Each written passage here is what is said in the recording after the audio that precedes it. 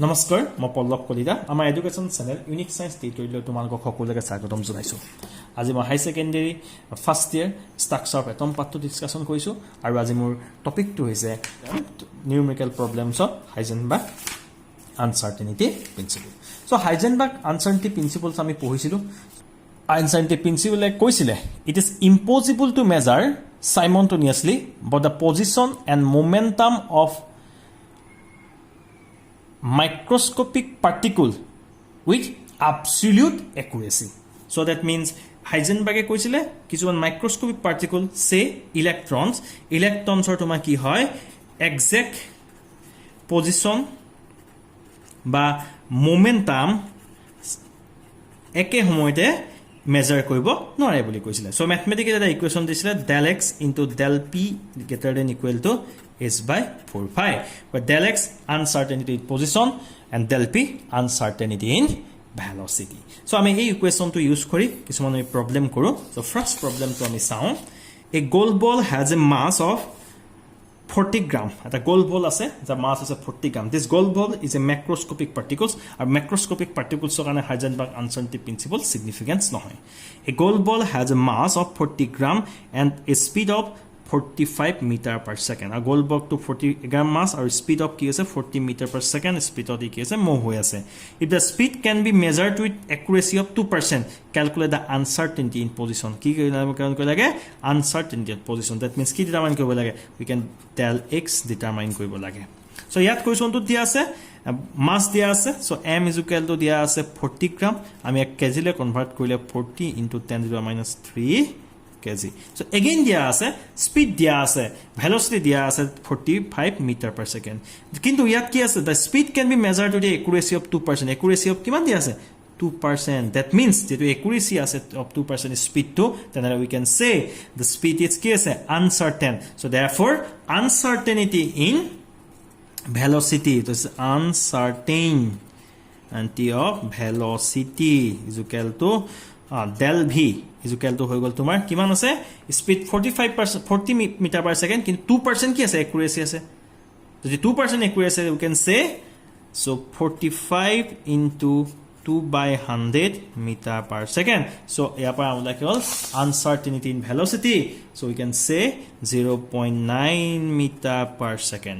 So now our aim কি determine কৰিব লাগে del x determine কৰিব লাগে. So we know that Heisenberg uncertainty principle del x into, so this is momentum or কি লিখব m del v লিখব.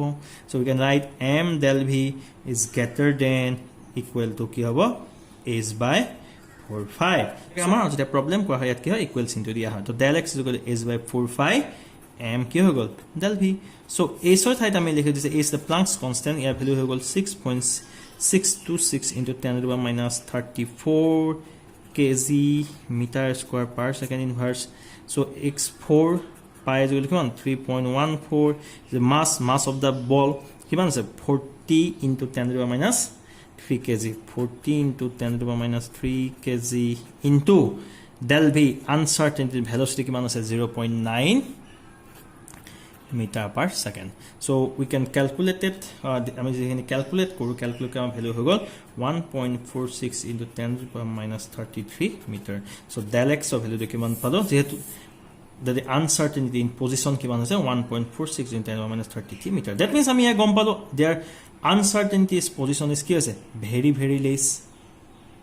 So next problem to চোৱা, a microscope using suitable photon is employed to look at an electron in an atom within a distance of 0.1 angstrom.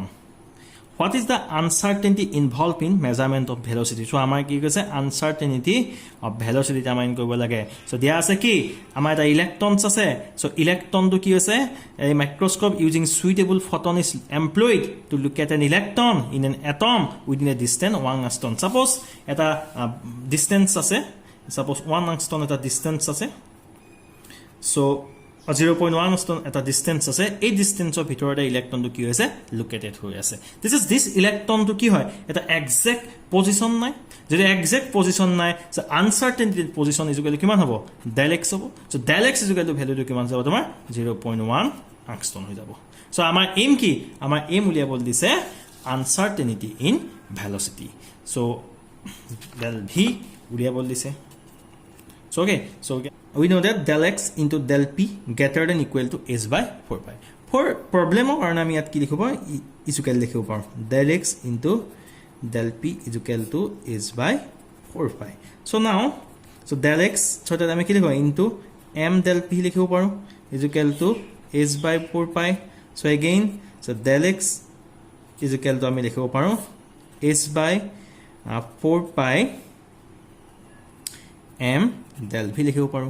Now here uncertainty in position দিয়া আছে del x is equal to 0.1 angstrom ইয়াক আমি মিটাৰলে convert কৰিলো 0.1 into 10 to the power minus 10 meter. So আমাৰ aim হৈছে del v determine কৰা. So that means a del v determine কৰা. So এই ইকুৱেচন তো আমি ৰিএৰেঞ্জ কৰি লিখিব পাৰো. So del v is equal to আমি লিখিব পাৰো h by 4 pi m del x.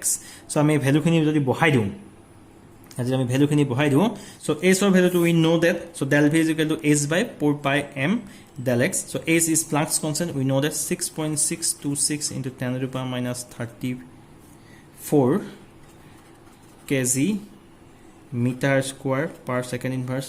So 4 pi is equal to 3.14 into mass কি হয় mass যেটো ইয়াত object to কি হয় it is a object to কি কৈছে electron কৈছে that is the m is the mass of the electron. So mass of the electron so 9.1 into 10 to the power minus 31 kg into del x 0. This is angstrom. So ইয়াত angstrom ত আমি কি লিখিলো metre লিখিলো তো 10 to the power minus 10 meter.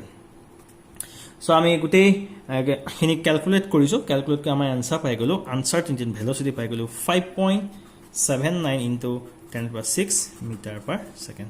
This is another your NCERT problem.